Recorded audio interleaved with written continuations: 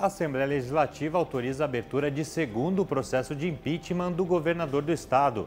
Deputados repercutem em plenário o aumento de casos de Covid em Santa Catarina. E Comissão de Constituição e Justiça aprova diversas propostas nesta terça-feira. Estes e outros destaques no Redação TVAL, que começa agora.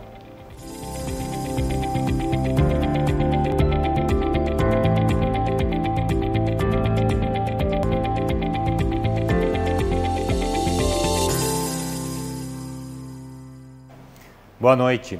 A Assembleia Legislativa aprovou a instauração de um segundo processo de impeachment do governador Carlos Moisés da Silva.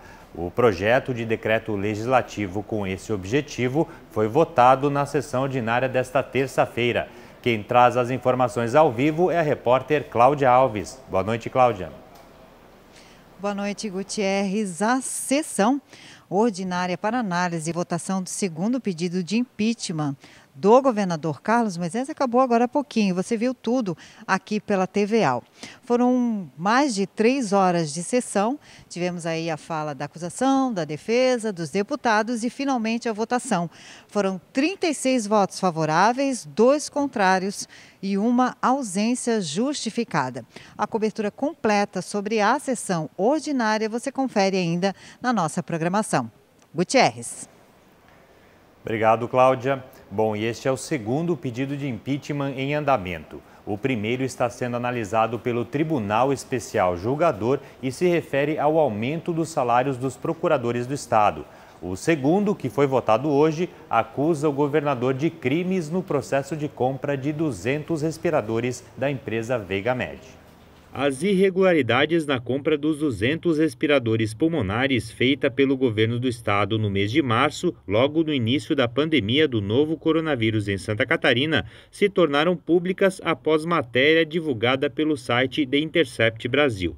A compra, que é objeto da denúncia do segundo pedido de impeachment contra o governador Carlos Moisés, foi feita com a empresa Veigamed, do Rio de Janeiro, com pagamento antecipado no valor de 33 milhões de reais. Apenas 50 equipamentos chegaram a ser entregues ao Estado e com qualidade inferior à contratada.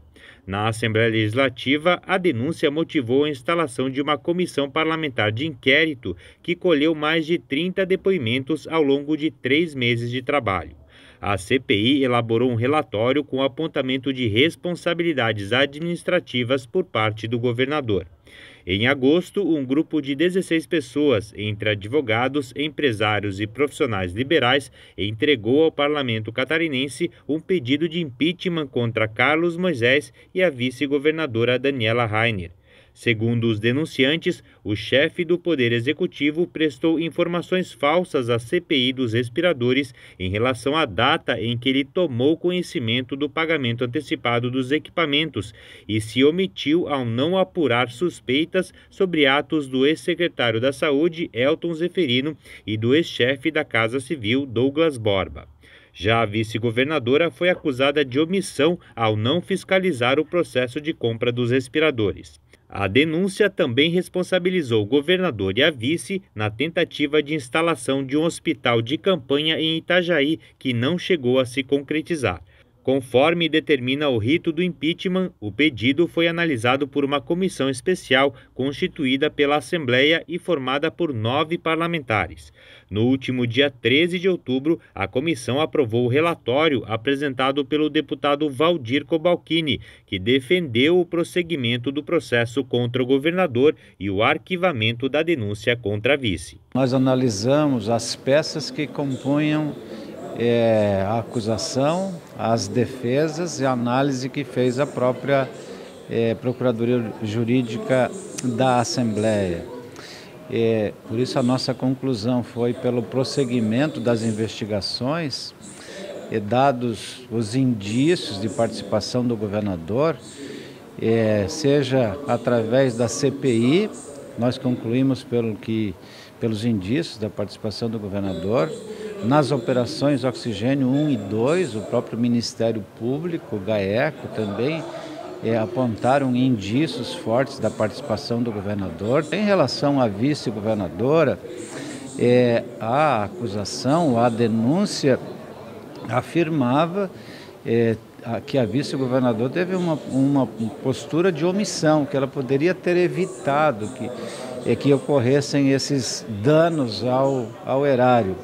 E, ao contrário, ela demonstrou na sua defesa de que ela não se omitiu, muito ao contrário, ela alertou, ela denunciou, ela pediu investigações, ela sugeriu exonerações de secretários de Estado, de componentes do governo, através de 14 documentos enviados a todos os órgãos de controle, inclusive a esta casa. E a votação do segundo pedido de impeachment do governador movimentou a sede do parlamento catarinense. Já na entrada, um esquema especial foi montado para receber o público que acompanhou presencialmente a sessão. Para evitar aglomerações devido à pandemia do novo coronavírus, a ocupação dos assentos no entorno do plenário ficou restrita a 50%. Cada deputado pôde indicar 2 assessores e o Poder Executivo encaminhou uma lista com 61 nomes autorizados a acompanhar a votação. Todos passaram pelo medidor de temperatura e sentaram em cadeiras alternadas. Um espaço central foi reservado para a imprensa. Várias equipes de comunicação de diferentes veículos acompanharam a votação no hall, nas galerias do plenário e na sala de imprensa, produzindo matérias e fazendo entradas ao vivo. A diretoria de comunicação da Assembleia Legislativa também montou um esquema especial e transmitiu a votação na íntegra e em tempo real, inclusive pela internet nas redes sociais do parlamento. Pela televisão, a transmissão foi realizada no canal aberto e no canal por assinatura da TVAL, a TV da Assembleia Legislativa de Santa Catarina. E após a votação do segundo pedido de impeachment, os deputados aprovaram em plenário, em segundo turno, a proposta de emenda à Constituição que proíbe a cobrança de pedágios urbanos em Santa Catarina. A matéria altera o artigo 128 da Constituição Estadual com o objetivo de proibir a cobrança de taxas que limitem o tráfego de pessoas ou de bens, a exemplo da taxa de preservação ambiental cobrada pelos municípios de Bombinhas e Governador Celso Ramos. E você vai ver depois do intervalo, deputados repercutem em plenário o aumento dos casos de Covid em Santa Catarina. A gente volta em instantes.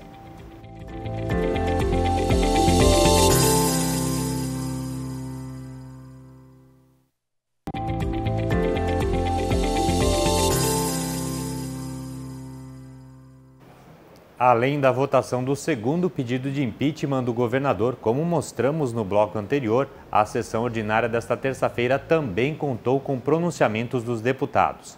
E o principal tema discutido foi o aumento de casos de Covid em Santa Catarina.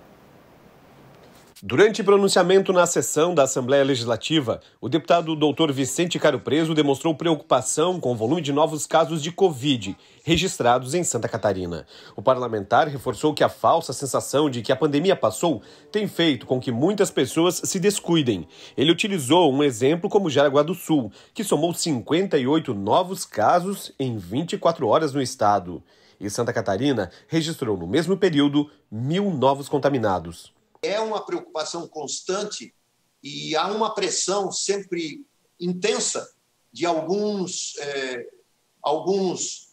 setores que ainda não foram abertos às suas atividades. Então, causa realmente um mal-estar muito grande, né, uma apreensão muito grande. A abertura se limita e ela tem que se sujeitar, é lógico, ao estado sanitário de determinada região. É assim que está se procedendo no mundo inteiro, no Brasil, e em Santa Catarina não tem sido diferente. O parlamentar ressaltou ainda a realização de uma audiência pública sobre Covid e que deve tratar da vacina contra a doença. Um representante do Instituto Butantan vai participar do evento, que ocorre na quinta-feira, às 11 horas da manhã. Ainda na sessão da Assembleia, o deputado Márcio Machado destacou o projeto de lei que defende a entrega de merenda escolar a crianças que integram famílias de baixa renda em Santa Catarina.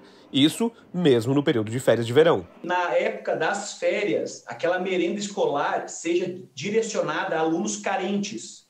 Então isso vai ajudar bastante, porque tem muitos alunos que vão para a escola sem nenhum lanche quando saem de casa. Então, o primeiro lanche é na escola, o almoço é na escola. O deputado também lembrou da proposta de lei, que pretende multar em R$ 55 mil condenados por pedofilia. Os recursos seriam destinados a um fundo de proteção da criança e o adolescente. E a Comissão de Constituição e Justiça analisou durante reunião ordinária realizada nesta manhã uma série de propostas. Entre elas, projetos de lei, mensagem de veto e medida provisória. Confira os detalhes na reportagem. A Comissão de Constituição e Justiça aprovou o projeto de lei que pretende multar acusados de pedofilia, com processos já finalizados e com condenação determinada pelo Judiciário. A matéria foi apresentada pelo deputado Márcio Machado. Os parlamentares também aprovaram a proposta que suspende metas relacionadas a benefícios fiscais em Santa Catarina. A matéria proposta pelo deputado Milton Obos recebeu emendas com documentos e regras aplicadas pelo CONFAS. A medida é por conta do período de pandemia. Voto pela aprovação do projeto nos termos da nova emenda substitucional global, que foi aprovado por unanimidade no dia 30 de setembro de 2020. Ainda por conta da pandemia do novo coronavírus, deputados derrubaram o veto total do governo ao projeto de lei que trata da proibição de aumento de tarifas em prestação de serviço, como fornecimento de água e luz. A proposta inicial está na prerrogativa da ARESC, Agência Reguladora de Serviços de Santa Catarina. Outro veto, dessa vez parcial, derrubado pela CCJ, trata da transferência de recursos públicos da União para hospitais filantrópicos e clínicas de hemodiálise em Santa Catarina. Com a decisão, municípios ficam livres para repassar as verbas de forma direta às unidades convencionadas. O referido projeto de lei, transformado em Lei Estadual 17989, de 24 de agosto de 2020, que dispõe sobre a transferência de recursos da União para auxílio financeiro aos hospitais filantrópicos, clínicas de hemodiálise, devidamente cadastradas ou contratualizadas com o Sistema Único de Saúde, que foram repassados aos gestores estadual e municipal para enfrentamento da Covid, visa reduzir custos administrativos e permitir o repasse de recursos da União diretamente para os hospitais filantrópicos e clínicas de hemodiálise. O colegiado aprovou ainda a medida provisória que permite isenção de ICMS a empresas que realizarem doação de materiais para a Justiça Eleitoral. Entre os itens estão produtos de higiene e materiais que possam ser utilizados durante as eleições de 2020. Outra proposta que passou pela CCJ institui a rota turística Caminhos da Baleia Franca, que engloba os municípios de Imbituba, Laguna e Garopaba, no sul de Santa Catarina. A comissão aprovou ainda o reconhecimento das atividades de comercialização de alimentos, telecomunicações e internet como essenciais, mesmo em situação de emergência ou estado de calamidade pública. E por hoje é só, a gente fica por aqui, mas você pode conferir outras notícias no site, nas redes sociais do Parlamento ou ainda durante a programação da TVA. Uma boa noite para você e até amanhã.